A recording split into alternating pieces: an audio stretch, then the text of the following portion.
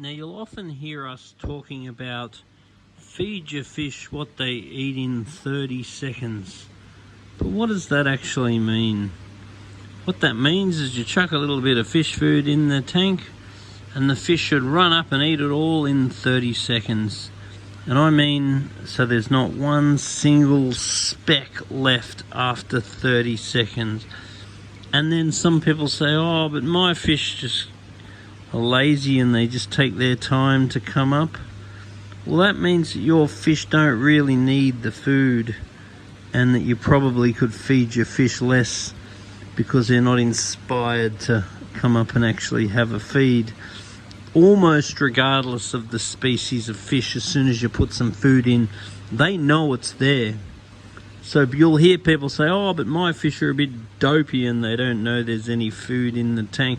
Fish actually have amazing senses and they know the food's in the tank the second that the food goes in the tank.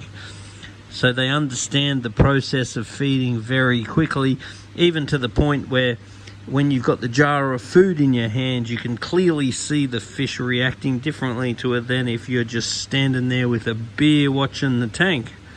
It's unbelievable how smart your fish are and how quickly they pick up the what goes on, particularly surrounding them getting fed. So you put a little food in the tank, you let your fish eat it, and you try to make sure there's not one speck in the tank left after 30 seconds. We recommend doing this 5 times a week as a generalization. And this is just a guide. This is not the end game. The end game is for your fish to be happy and healthy. If you start to see your fish being a little bit thin, then you need to do more. 30 seconds may not be appropriate for your tank. It is just a place to start. On the other hand, your fish might have fat bellies, and therefore your fish might need less than 30 seconds. So once again, it is a guide, and you must monitor the guide off the average fish. It's very normal for there to be a fatty. It's very normal to have a thin one. But the average fish needs to be of a healthy weight. Otherwise, you need to adapt to what you're doing.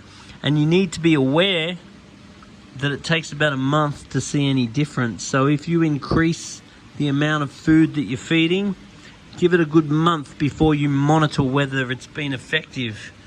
Or if you reduce or increase whatever change, you need to give it time to see that change. Everything that occurs within a biological situation takes time to show up. So anyway, if you've got any other tips for feeding fish, then make sure you put a little note on the bottom of this video. Having a different range of pellets and so forth really helps as well, because bigger pellets are going to advantage some fish while smaller pellets will advantage others. Floating pellets will advantage some while sinking will advantage others.